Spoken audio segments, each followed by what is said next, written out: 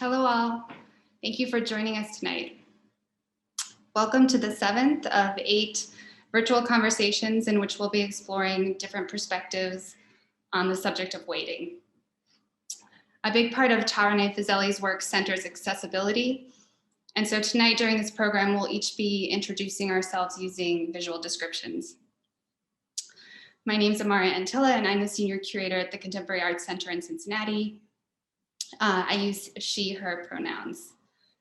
I'm speaking to you today from my apartment, and behind me you can see a large blank white wall. I'm a female with long wavy brown hair and dark glasses, and I'm wearing a navy t-shirt with a crew neck. On behalf of the CAC and our wonderful co-host, the MIT List Visual Arts Center, I'm very happy to welcome Rit Premnath and Abby Alpert, who are our conveners this program series and also the co-editors of Shifter. Shifter is an issue-based independent journal that explores the intersection of art, critical theory, and experimental writing. The CAC and the List are working towards 2 separate but affiliated solo exhibitions of Rit's work, which will open this fall. And these events are being held in the year leading up to that exhibition, which will also coincide with the launch of the next edition of Shifter, number 25. So before I hand things over, some housekeeping notes. First, I'd like to welcome any new attendees and encourage you all to check out our websites or visit us on social media to learn more about our programming. I also want to mention that we're recording these sessions, and you can check out past events on our YouTube channels. Following the presentation, we'll be opening things up for a moderated discussion, and I invite you all to use Zoom's Q&A function to submit questions or comments. And lastly, I hope that you'll all join us for our next event, which is actually our last event on March 4th, and that will be with Rebecca Comey, Basil Abbas, and Ruwan Aburam. So once again, thank you all for attending. I also want to thank all of the amazing artists and participants who have been part of this series. And I'll hand it over now to Avi and Rit, who will introduce tonight's speakers and facilitate the conversation. Hi, thank you, Amara. I'm Avi Alpert. I am the co-editor of Shifter along with Rit Premnath. As Amara mentioned, we'll be doing descriptions tonight, and our thanks to Taraneh for bringing to our attention the importance of doing this. So I'm white, mid-30s. I have brown beard and brown hair, although it's getting grayer by the minute.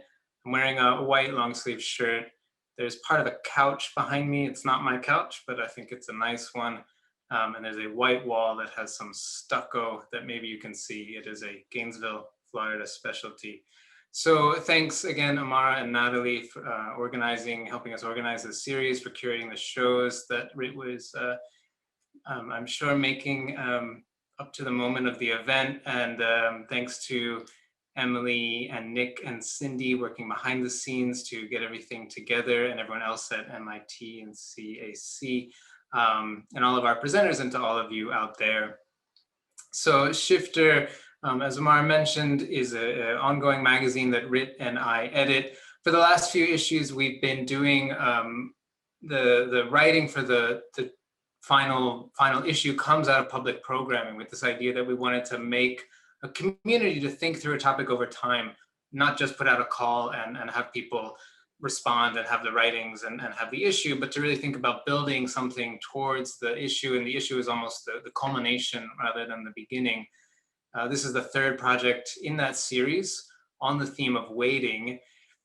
We've been thinking about waiting across a range of domains in our personal lives, waiting in lines, how it relates to politics, how it relates to the natural world.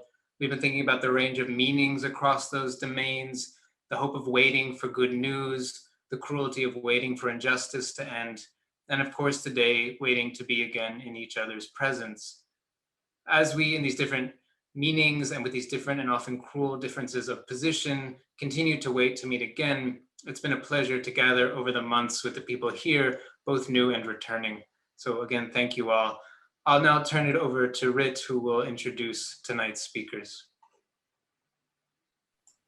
Hi, everyone. I'm Rit Premnath. I am wearing a kind of a light brown sweater. It's snowing outside.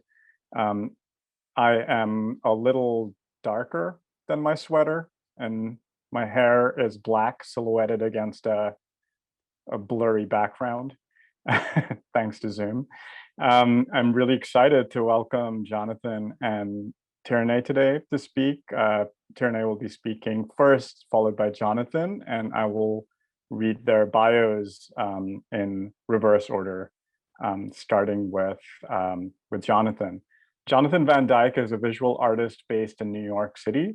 Recent solo exhibitions have appeared at 1919 in Rome, Look Gallery in Berlin, Tops Gallery in Memphis, Four Boxes Gallery in Denmark, and Scaramouche in New York. Recent solo performances and commissions have appeared at the Columbus Museum in Georgia, Storm King Art Center, Este Arte in Uruguay, the Power Plant in Toronto, Vox Populi in Philadelphia, the National Academy Museum in New York, the Albright Knox Art Gallery. His work has been featured in many group exhibitions, including Queer Abstraction, a major survey at the Des Moines Arts Center in 2019. Van Dyke leads interdisciplinary creative practice workshops worldwide. Taraneh Fazeli is an Iranian-American curator living between Wawiyatanong, or Detroit, and Lenapehoking, or Brooklyn.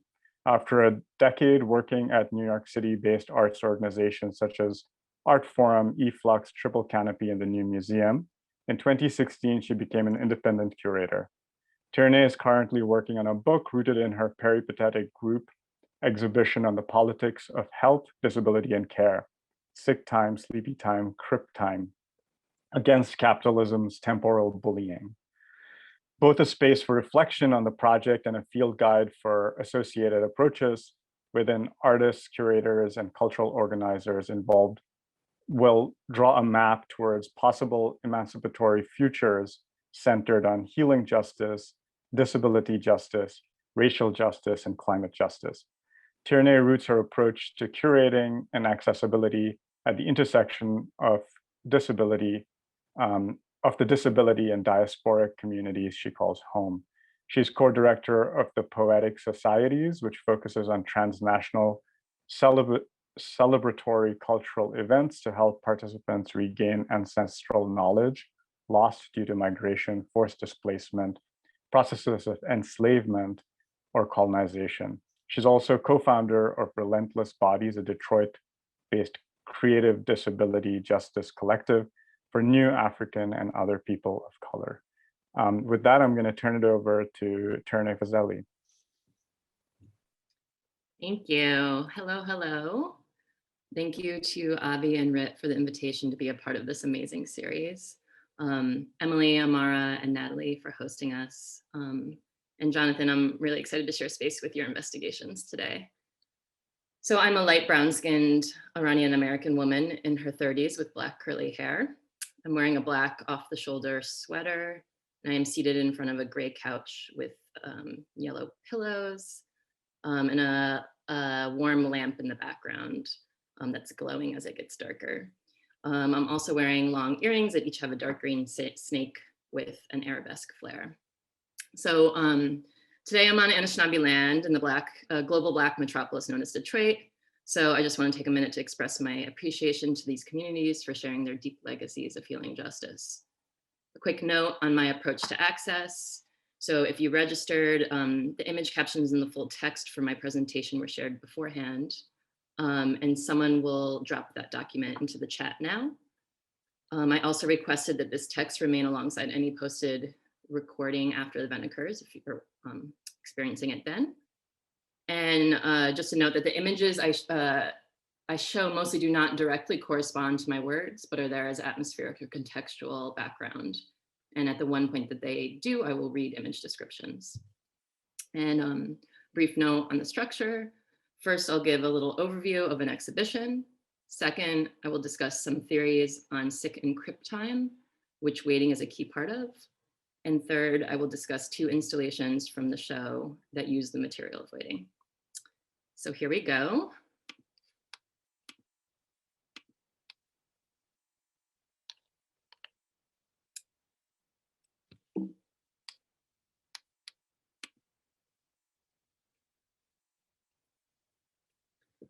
I began to write this presentation from a familiar place, my bed. Most people spend a good chunk of their life there. However, due to chronic illnesses that I've experienced since childhood, for me, like many people with disabilities, it is not just a private site for sleep, rest, reading, television watching, sex, care, and occasional recuperation, but necessarily a primary site of life's myriad activities.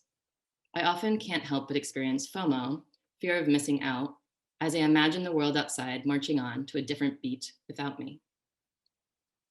Furthermore, the vicissitudes of relapse and rebound that characterize chronic illness demarcate time just as much as the temporal units of year or day do.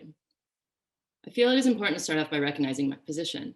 I'm someone who has had non-apparent disabilities for much of her life and the attendant privilege and challenges of passing as well in white in institutional spaces, although I am neither. Until I became politicized regarding my illnesses, I essentially lived 2 separate lives. Then I came to understand how grappling with my own corporeality and curatorial work might help institutional structures change to support this duality and other embodiments these structures deny. Those of us here in what is known as the US live in a country built on land stolen after epidemics ravaged and weakened the indigenous people inhabiting them. At the present moment, we are deep amidst overlapping crises of COVID, racism, ableism, and fascism. In this collective moment of illness, its effects are felt unevenly. Who has access to care and who has to wait is made even more evident. Care is a hot topic, invoked and weaponized to different ends.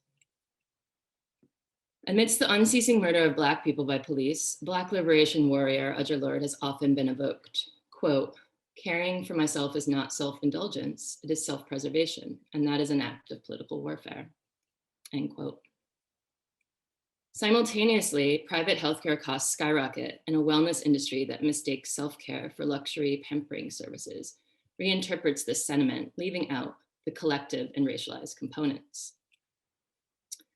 With people recently sterilized without their consent while in ICE custody in Texas, a eugenic practice with a long history, the very nature of care when acting on another's behalf is contested.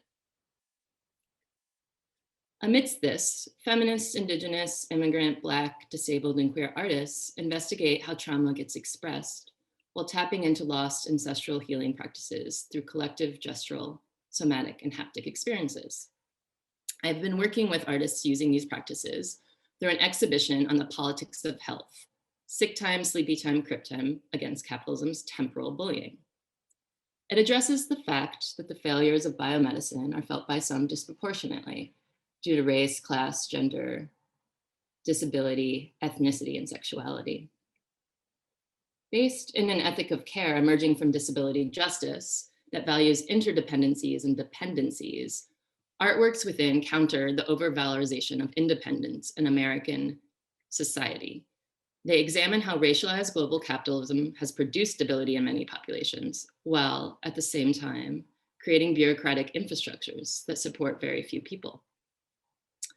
The project took place across the US between 2017 and 2020 at arts and social service organizations. The process-oriented exhibition was tied to an extensive programming series.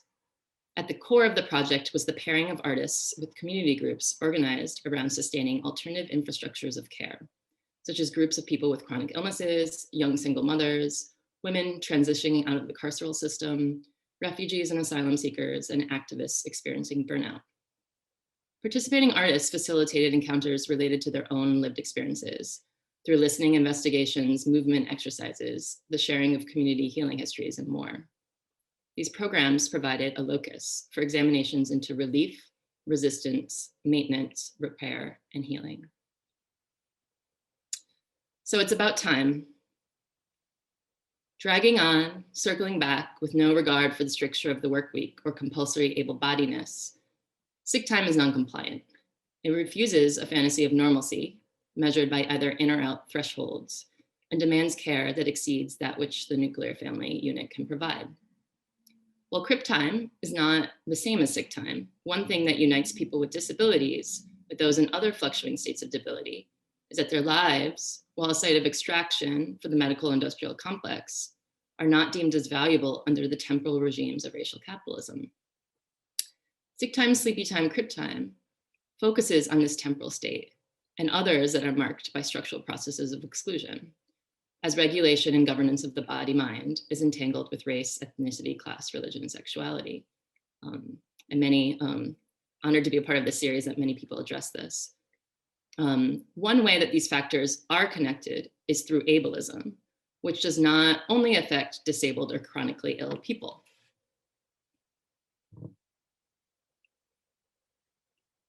So community lawyer Talia A. Lewis defines ableism as a system that places values on people's bodies and minds based on societally constructed ideas of normalcy, intelligence, excellence, and productivity. These constructed ideas are deeply rooted in anti-Blackness, eugenics, colonialism, and capitalism, end quote. A political reclaiming of the derogatory label cripple, crip is a term that gained wide usage in the 1970s and has been popularized in disability theory and activism. It links people with all kinds of physical and non-physical disabilities and identities. So since the 1960s, frameworks for understanding disability as a political category in the US have shifted. From the single approach of disability rights, largely dominated by white men with physical disabilities, to the intersectional, multi-systemic approach of disability justice, which addresses economic, cultural, and social exclusion based on physical or cognitive difference and was largely led by LGBTQIA+ and BIPOC people, to the movement towards healing justice, which reclaims non-Western traditional medicines in response to trauma produced by colonialism, racial capitalism, militarism, and imperialism. Crip time refers to the temporality of disabled embodiments from the day-to-day negotiations of moving from one space to another, to the long view of Western progressivist linear time that has historically written people with disabilities out of the future, for example, through sterilization campaigns and institutionalization. Crip time is shaped by dependency. In feminist queer crip, Alison Kafer uses the concept of crip time to examine how concepts of futurity and time have been deployed in the service of compulsory able-bodiedness and mindedness.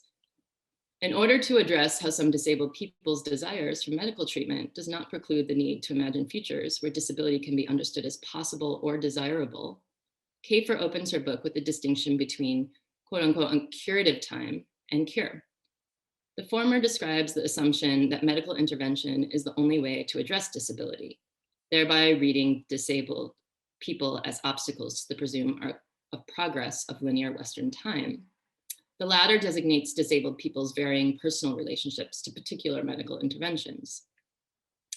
While being written out of long historical time certainly limits access to communal imaginaries of the future by those who do not march to the drum of able-bodiedness, I'd like to briefly highlight how chronopolitics are also enforced and contested in daily temporal regimes.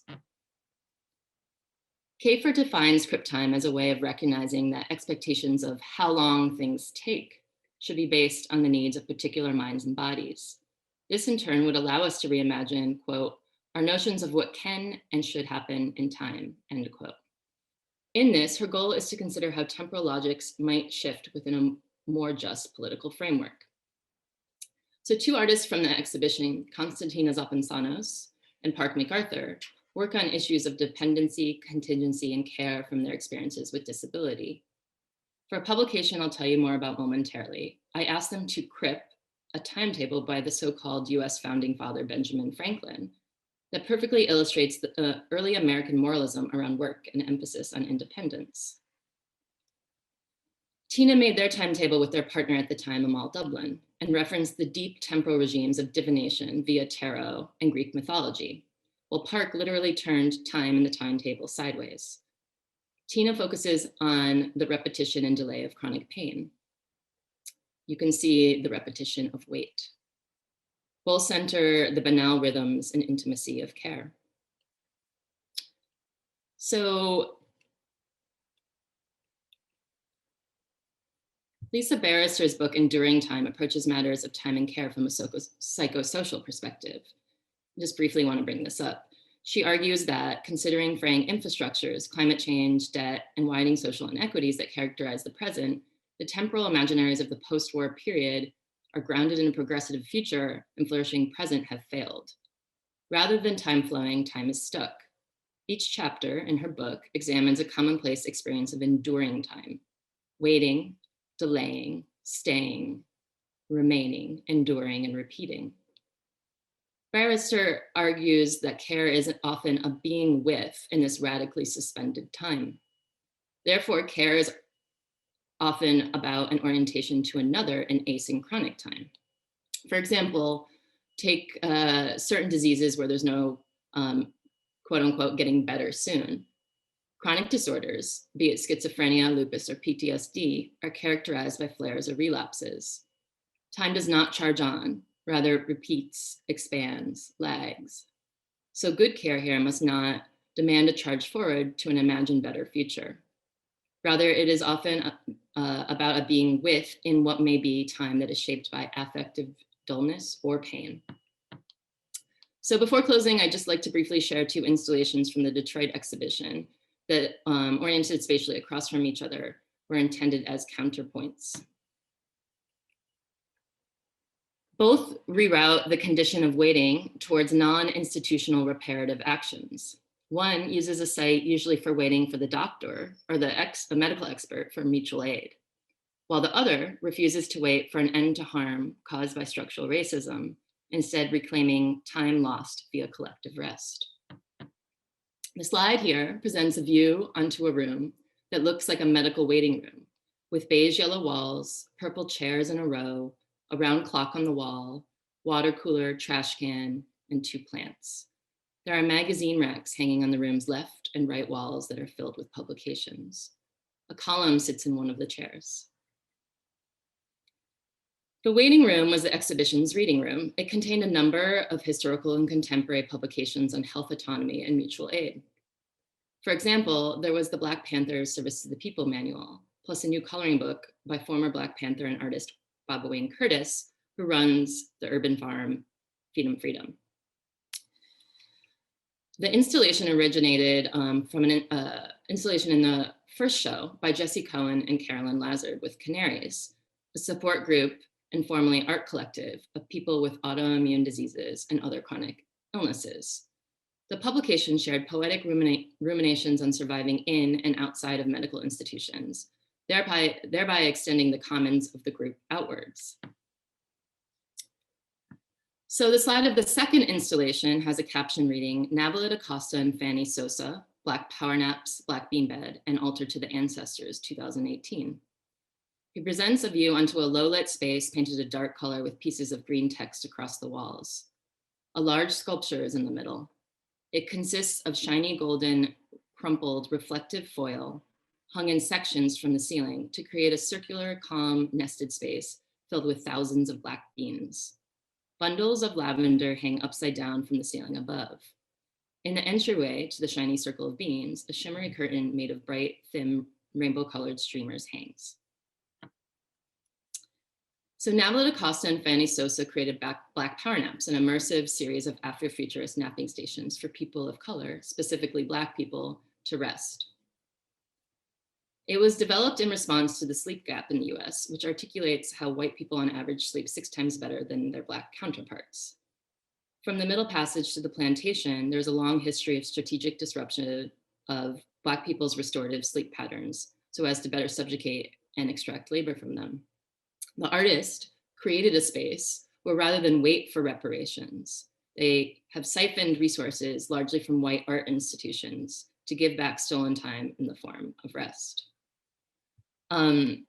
So since I think I'm about over time now, I'll just end there and we'll share a few links for further investigation that address waiting and my practice of curating and accessibility particularly. I could have spoken about any of the artists in the show who use the material of time. A lot of them address waiting, but maybe we'll get into that maybe with the conversation afterwards. Thank you.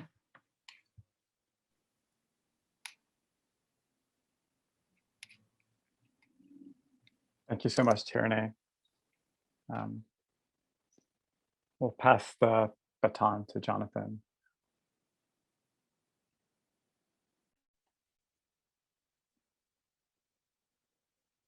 Hi, everyone.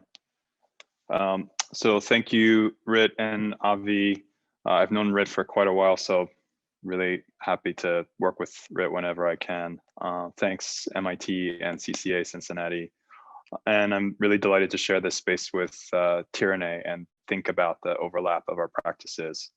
And everyone out there who's watching, I'm can't see you, but I'm really grateful you're there and giving your attention to us today. I am a cisgendered man, white-skinned with a brown beard and a shaved head, and I'm wearing a floral jacket in an art studio in Brooklyn, which is on Lenape land.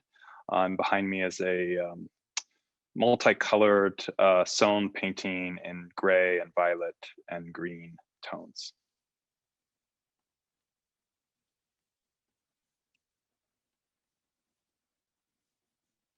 Oops. Sorry.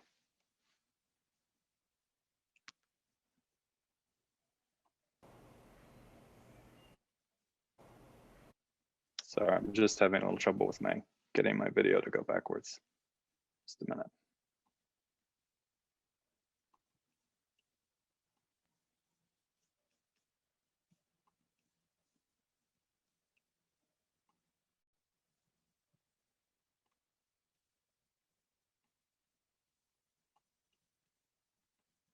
Okay, there we go.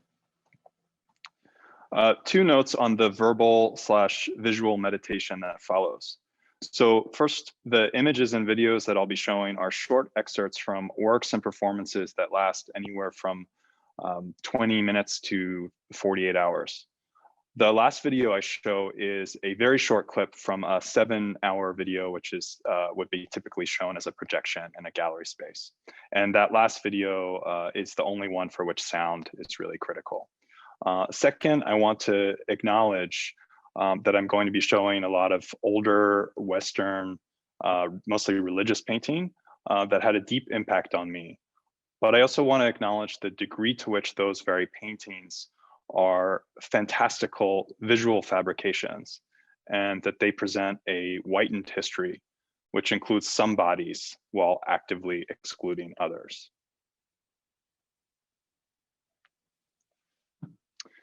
So I do a lot of teaching, and during this pandemic, I am so often alone in my own studio that I sometimes have to think about how I would turn the lens of the teacher onto myself.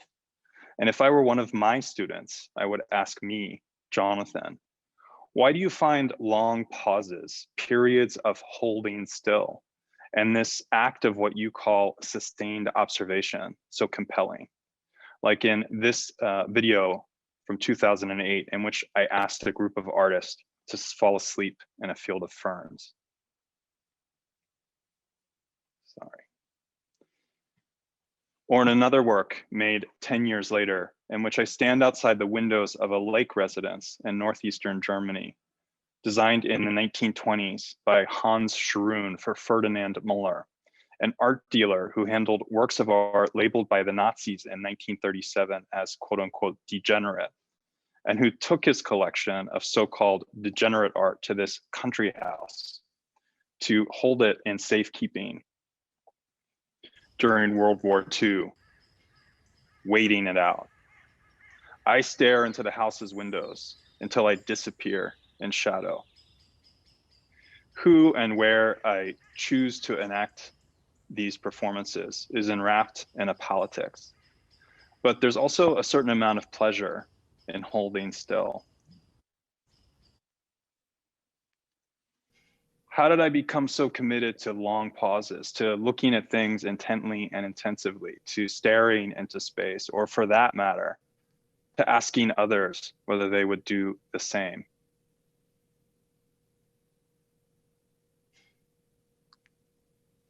When I was a child, my father would often ask me to sit for portraits. And it was said in my family that I was so frequently found in corners and margins, reading or thinking or staring into space, that my father, enamored with the work of George Siegel, made a full plaster version of me, a second Jonathan, forever holding still.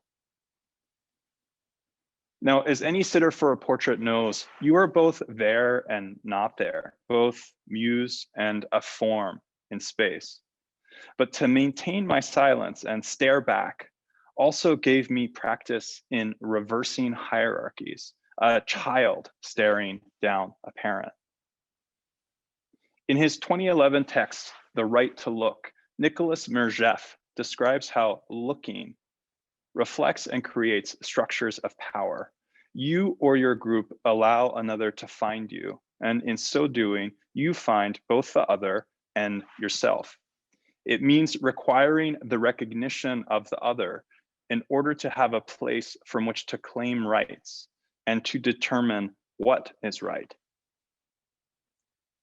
Now, I was a fairly flamboyant kid, flamboyance in this case being a sort of overwhelming of enthusiasms. And as my sexuality, my gayness, my queerness started to emerge into my consciousness, before I could name it, I practiced a sort of holding it back, slowly draining out that abundance out of fear of repudiation. One performed stillness as a sort of armor. Now, this pose was held for just a moment, presumably in an awkward act of both delight and embarrassment in posing for a parent's camera. But when we surround ourselves with photos, especially those that are printed, holdable objects, we become accustomed to images of ourselves forever holding still. Now, from a young age, I came to love staring at paintings, perhaps because I could identify with those figures who were holding still for the artist's gaze. And the galleries of Old Western art were most often quite empty, a place for walking, thinking, seeing. I became especially enamored with figures who tersely held their suffering or showed off their leaking bodies. Of course, there are many female figures as fantasized by male artists. And there are nearly naked saints and Christs who are enduring, holding, immobile, inexpressive, flirting with the erotics of wounding. And I wonder whether we can unfreeze these depictions and reimagine them as active stances of vulnerability, and maybe in so doing, crack a door open to let out the too durable, aggressive patriarchy. Could we imagine these modes of bodily endurance not as passivity? Could we hold them up as a challenge to the machismo of certain 20th century American artists? For example, Richard Serra's famous action verbs. Could we forefront other notions? To rest, to opt out, to lie horizontal, to be a patient, to be a sissy.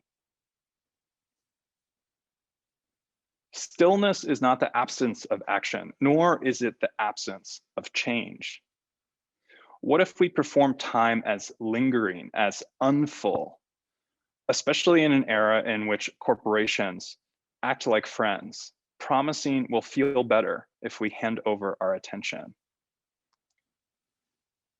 As Sarah Ahmed notes in Queer Phenomenology, if orientation is a matter of how we reside or how we clear up space that is familiar, then orientations also take time and require giving up time. And she goes on to say, risking departure from the straight and narrow makes new futures possible. And so in this idea of how we orient ourselves in the world, if we change the orientation of our bodies, such as if we stand when we're told to sit, or if we lie down where we are told not to lie down, this embodied stillness can serve as a sort of interruption to structures that are doing us wrong. In this video, I asked 7 men to sleep in the same bed, to reorient themselves horizontally, gathering in a way that departs from the straight and narrow, as Ahmed says. Part of our human work is to both imagine and visualize things that remain out of the line of sight. Here, I asked the museum to reorient itself around a collection of quilts. Objects made mostly by anonymous women a century or more ago, most of which had never been on public view. In other words, objects that had been waiting in the dark. These artworks were made slowly, pieced, stitched, made by those who also would have to wait because of their gender for access to the art academy, for acknowledgement that their work is art at all. So too, we should acknowledge that someone did the often unacknowledged labor of noticing, saving, and preserving these objects. I asked the community to join me as I stood silently and looked at these quilts for 48 hours.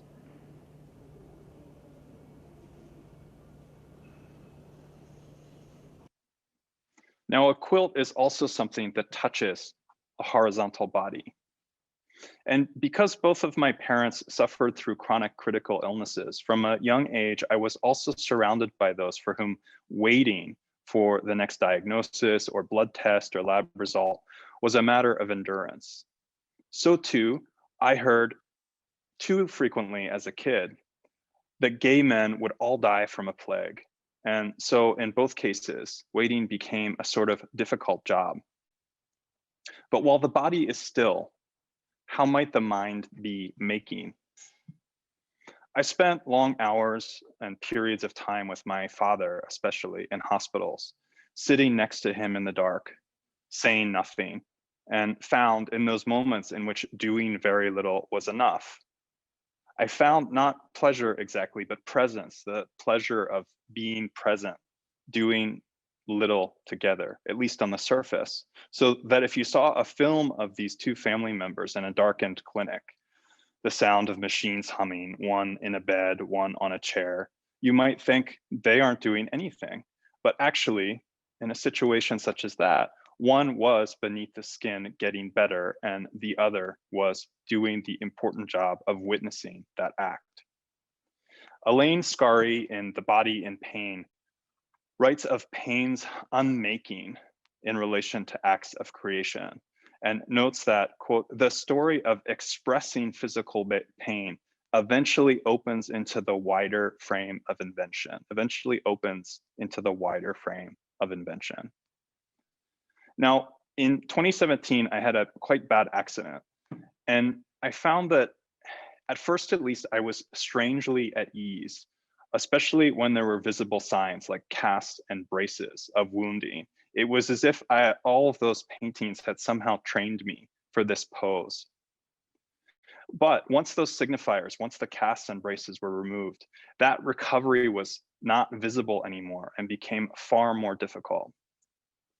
And as I was recovering that year, I began thinking about making another video in which I would stand from dusk to dawn in my parents' yard, staring at their house, holding vigil, a guard, but also a sort of suburban peeping Tom, an outcast to the nuclear family.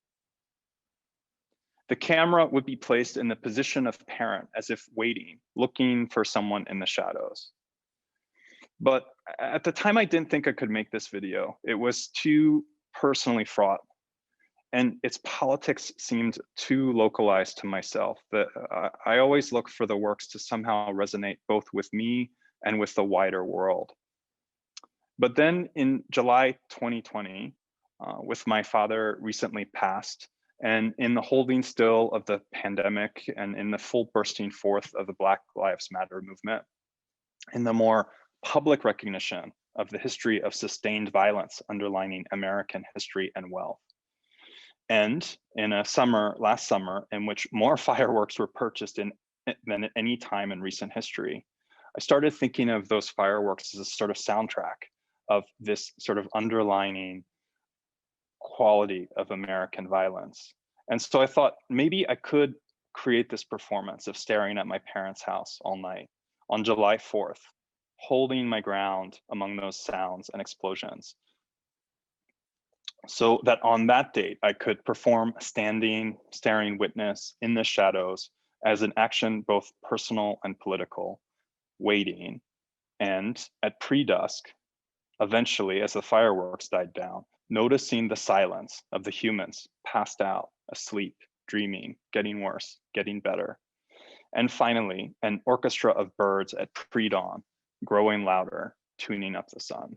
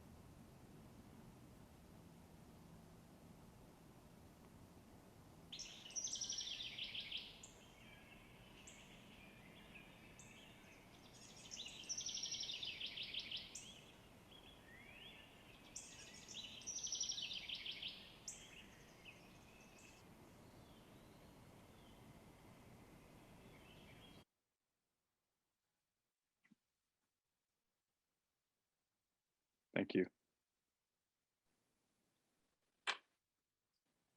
Thank you, Jonathan.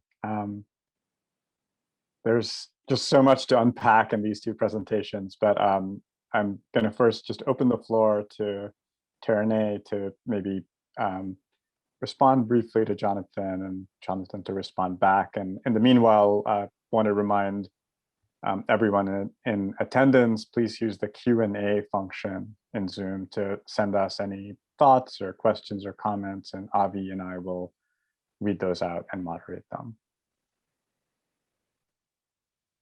Thank you. Maybe I'll go. Do you want me to go first, Jonathan, since you just finished? Sure. Thank you. I'm still digesting. There's so many layers. I really appreciated, I was thinking a lot when you were presenting about how my sense of time, even like showing the works using Benjamin Franklin's 24-hour timetable, so much has to do with like me trying to understand from its foundation in my life, a sense of time and how waiting plays a part of it. It's a little bit different, but I talk about how sometimes, trying to tell my father like I was going to hang out with my friends or go hang out in my art studio. And this idea of hanging out was like, as an immigrant, he had this, so-called immigrant work ethic, and everything had to be productive.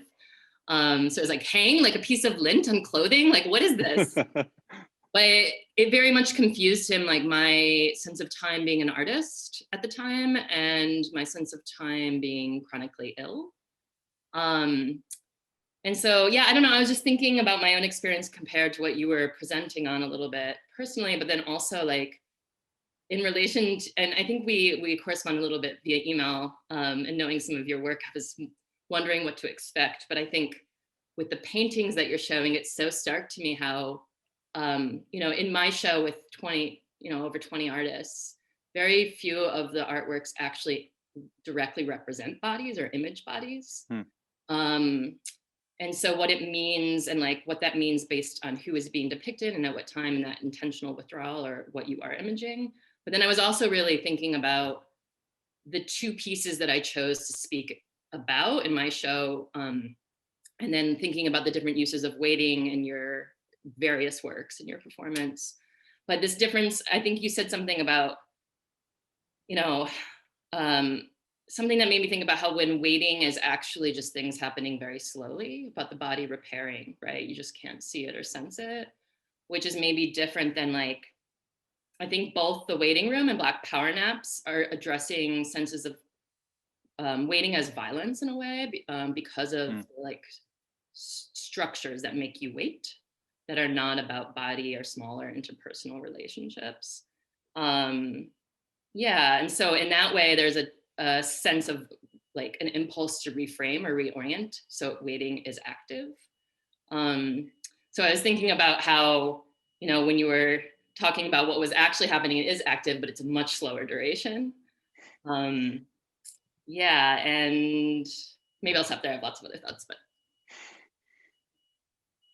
Yeah, there's so much there. I mean, I guess it almost goes without saying that the context that we've been in for almost a year now has pushed us globally to think through this idea of pausing. And of course, I know that's why Rit and Avi, sort of had the idea for this series. And I wonder, in looking at your work and thinking about the overlaps that we have, I wonder if like there's both sort of in experiences of slowness that come with illness, or sort of having to sort of like step out of time because of illness, but also the way artists, I think we sort of train ourselves to like step out of the conventions of time. I have like a crazy vampire sort of schedule where I the last year find myself like just working late into the night. And I'm constantly thinking about how, like you're not using your time the way you should be using your time. But at the same time, I think as an artist, I already feel like disruptions in time are things that we work at and prepare ourselves for. And that felt very present to me, like from the very beginning of the pandemic. I was like, a part of this feels incredibly sort of holding myself up and using my time differently, feeling this disruption between the personal and the public, the private and the public feels already extremely familiar. And so as I was preparing this lecture, I was thinking, it feels familiar both from the position of an artist and from the position of a person who's been around many instances where I've, been with unwell family members and we've had to sort of stop, like literally stop time. But then within that, you realize like, it's not productive, like that would be the wrong word, but we need I think we need a better language and a better framework for how to imagine what that sort of stepping out of the sort of flow of particularly sort of Americanized productivity, which has of course been adapted and adopted and rethought in many other countries, like what that means and how we could sort of prioritize that, how we could really like forefront that as meaningful and significant and important, and what would happen. And for me, a lot of that also comes from looking at acts of protest like sit-ins, die-ins, blocking roadways, because those are really interesting as disruptions in time.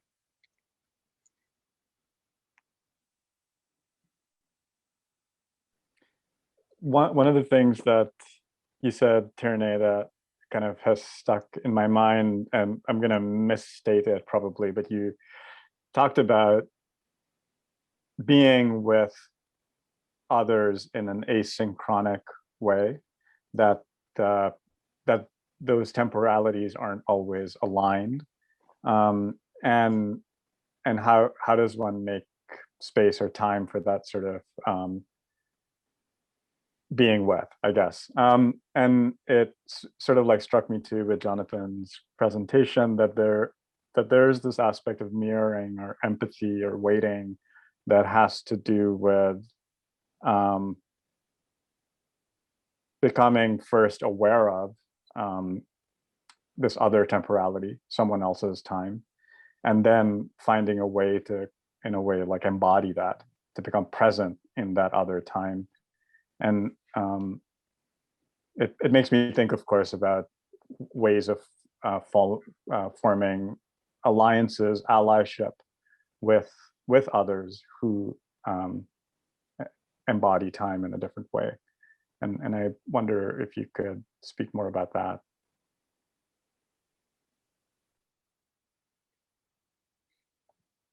Yeah, I mean, I think, Jonathan, when you and I were talking before the presentation, Lisa's book, Enduring Time, made so much sense to some of the things that you were saying. And now that I see your presentation, I think this idea of being with an effectively dull time potentially, or a painful time depending, but the being with about not trying to change it per se, even though there might be change slowly happening. And a lot of your work is about like looking, listening, but also just bearing witness, it seems. And for me, it's been interesting because like a lot of my work as a curator, I do take the kind of curatorial spiel to heart. To curate is to care. So I have to recognize my own capacity and my own sense of time alongside everyone else I work with. And so, you know, actually I'm working on a book for the Sick Time Project, and a lot of it is this play of these like reclaiming regulatory language in a poetic way, but as a way of sharing, like, for me, like, so one example would be accessibility riders, when you articulate, like often used by artists, like how much time you can stand in a gallery per day per se, or how many emails you can handle, or, you know, your different preferences around communication. But the access writers I see, it's like there's a sense of the temporality that is the hardest thing to communicate. And I think it's interesting because when people operate on crib time, that means massively different things. Sometimes, you know, it might mean like I get very accelerated when I'm going through certain kinds of, you know, flares, and where other people may slow down and lose language in a certain way. So yeah, I mean, it's interesting, that kind of process of continually trying to learn that. And there's a disability activist, Mia Mingus, who has this idea of access intimacy. So with this idea where, like, you know, I talk about it, how it's like, you know, like someone at a store might just understand something that helps support your access needs without you having to communicate it, and or them knowing you at all. Whereas your mother, who was my primary caretaker when I was sick when I was a kid, just couldn't get it, you know? So these ways of syncing up and how they actually happen and can be intuited. But yeah, those are just some things I was thinking about. Yeah, I think one thing that comes up for me in that is, you know, the time that caregivers take to help those who need care. And of course, I think I hope, maybe it's not an of course, but I hope that we're facing a real reckoning with the needs of people who provide care for others, and that's become more clear to us. Mothers trying to work on, you know, on Zoom while they're taking care of children,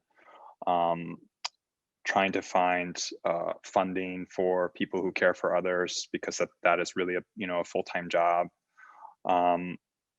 And so I think, yeah, like I think we can't not acknowledge the really critical economic systems that make caregiving possible or impossible, and literally allow people to stay alive, you know, in many cases.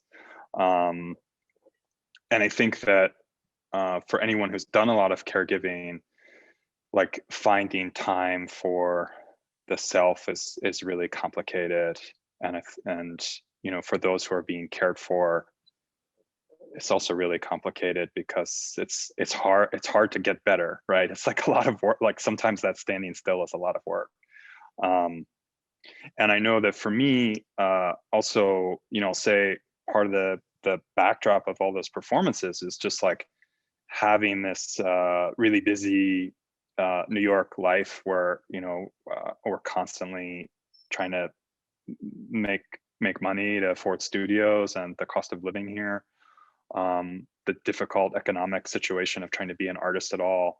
I think part of the reason I started doing those performances also was because it was a way to step out of that sort of space of conventional work and just really enjoy this sort of idea of a job as like standing still, looking at something, spacing out. And now that I've started enacting some of these long sort of sustained observation practices with others, it's really interesting to see the pleasure that people get from being given permission to do very little, being given permission to just like look at one art object for an hour, being given permission, or like, you know, agreeing or consenting to turn their phone off for an hour, and what that means. And it's really interesting that I think it can both be really hard to find a lot of time, but then there's also ways that if we sort of really commit to like carving out small instances of time, we prioritize it as a sort of space of imagining and doing things differently. But I don't want to forget how difficult that is for people who require full-time care, or for people who are doing full-time caring. I want to thank you both on those reflections, and also a couple of questions have come in. I was thinking a lot, Jonathan, about what you were saying, the interesting ways in which our current conditions are both opening up understanding, but it's not an of course, right? And we don't quite know what's going to happen as it continues and as we go into the future, which is a question we have from Terry K. That I'm just going to read here. So thank you, Taraneh. Really thought-provoking, and Jonathan, super beautiful work. I love the way you describe stillness and waiting and unproductivity as active. My question is about the future and futurity. I'm thinking of how marginalization and also capitalism defutures people and populations, making future something pre-decided, closed, inevitable. I don't know how to formulate this, but I'd be interested in your thoughts of futurity, since we, in brackets in capitalism, tend to think of future usually in terms of linear time, development, even progress. And I may also just add, there's a question that's related, and also because we're kind of approaching the hour here from Ellie, I'll add as well, I think along similar lines. You both talked about sleep in relation to recovery and resistance. I wonder if you could talk a bit more about how you see sleep in relation to the speed of our society and economy, or examples of how artists address this. I know that was a lot at once, so I'll just kind of add, just to repeat again, these kind of questions about futurity, and especially thinking about the effects of the economy and our current economic system that refuses to crack as we kind of think about futures and care and the role of the arts here.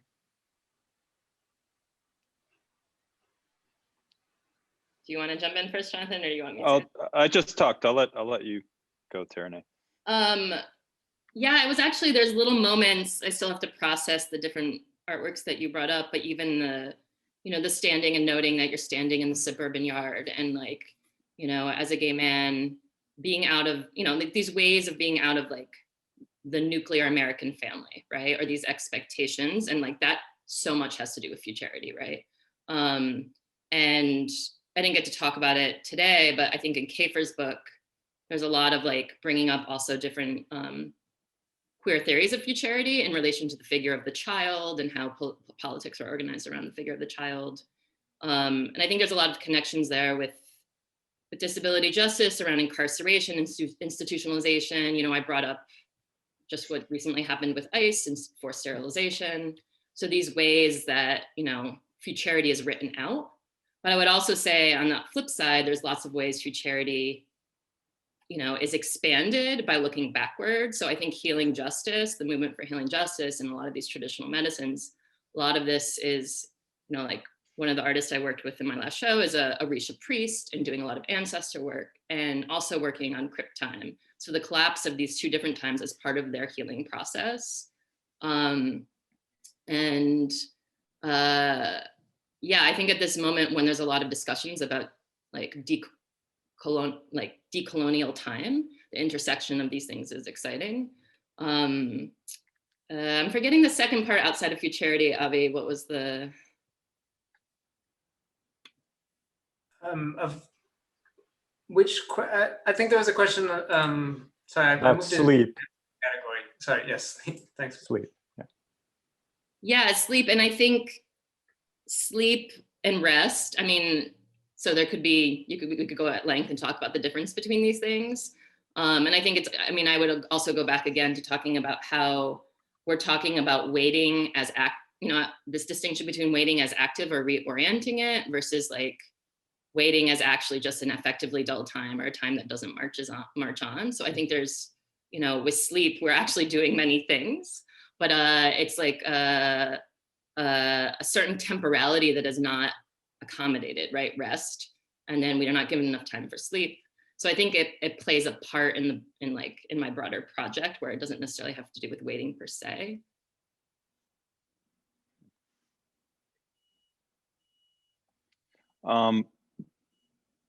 Yeah, I really appreciate that question about futurity. And I'll say two things about that. One is that Sarah Ahmed text, Queer Phenomenology, has been really important to me because she talks over and over about sort of orienting ourselves around the things that aren't seen. And she talks about the history of phenomenology and philosophers like Husserl, who write from the viewpoint of like what's in front of them on their desk.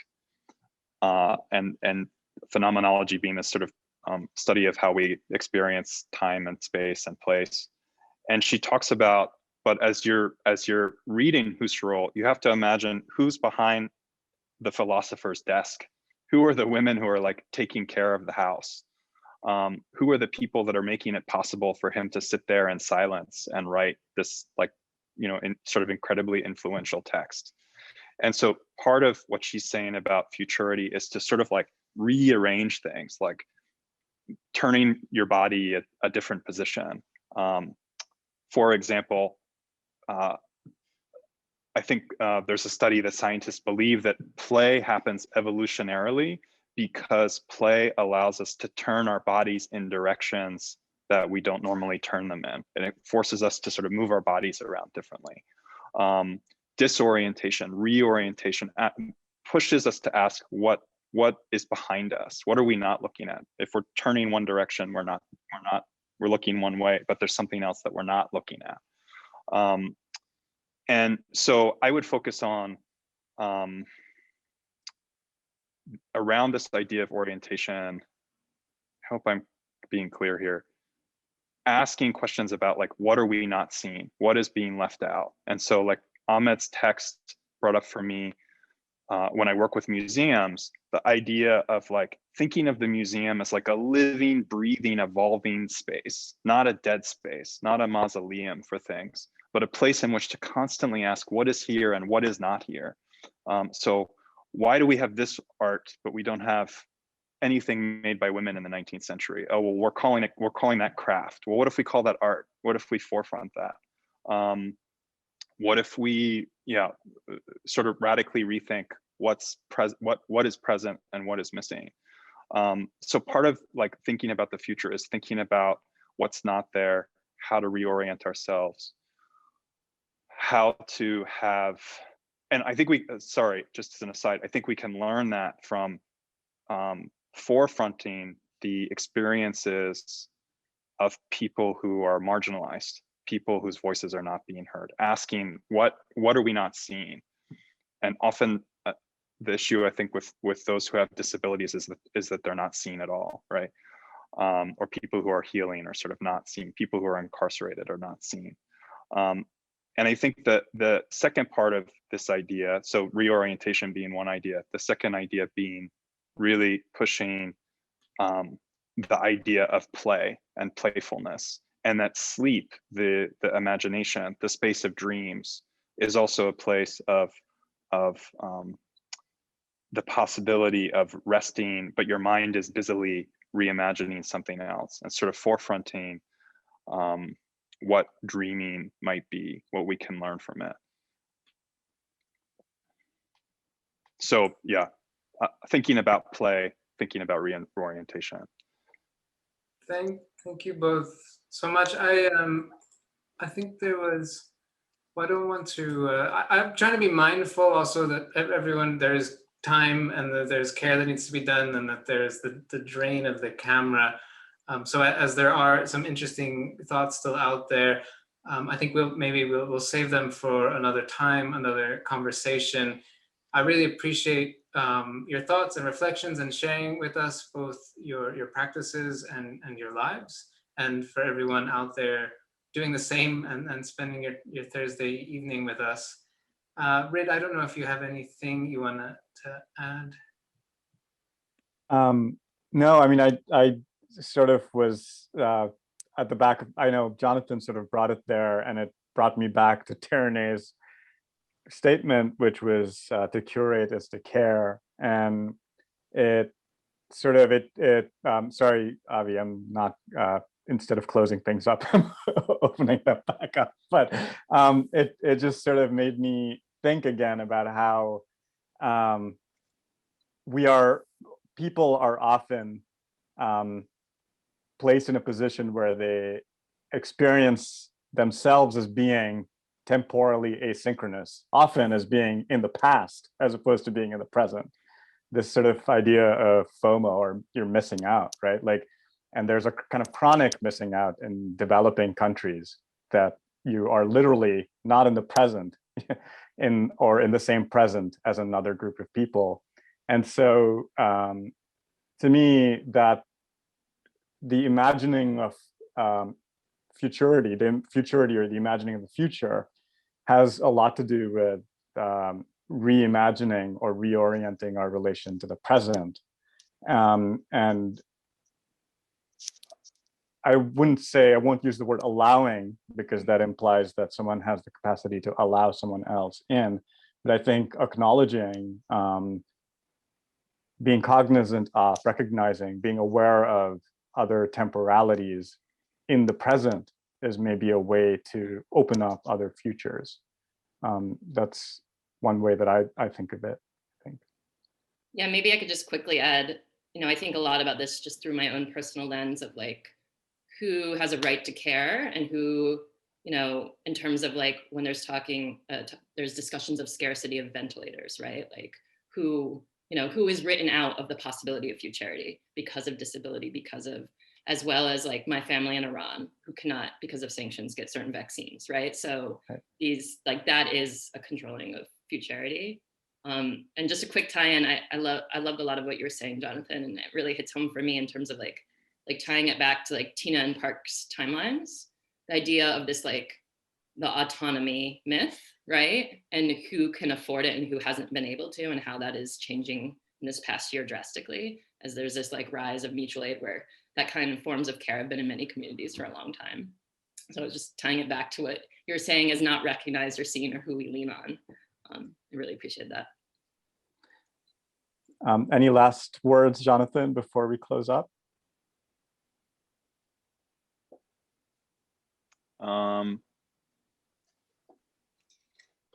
No, I mean, I'll just put one comment out there for Taraneh, I think, and for all of us in the visual art world, is one thing that really strikes me about your presentation, Taraneh, is like how to reckon as visual artists with our role in the world for those who are not sighted or who are visually impaired. And I think that's a question we haven't really asked very well as visual artists. And I don't know, I just want to sort of put that out in the world as something to sort of remind us that people, like when I'm talking about seeing, that people see differently also, and that's part of this sort of richness of the human experience. Yeah, a little plug again for Tina. Tina talks about access as a backstage pass, because you often, like, if there's not wheelchair accessibility, you're going in through a back room, right? So you see things that usually are not available to you, right? Yeah. So there's also a lot of waiting involved in accessibility. So it's an interesting tie-in beyond just the sight, all forms of accessibility, but yeah. Yeah. Thank you both so much for opening up so many questions. I want to remind our audience that our last event in the series is on March 4th with Rebecca Kome, Basil Abbas, and Ruan Aburame. Please come back for that. And again, thanks so much to Jonathan, Taraneh, and thank you again to Contemporary Art Center Cincinnati and MIT for hosting us. Thank you all. And thank you for everyone for sitting with us today and for your attention. Thank you. Thank you.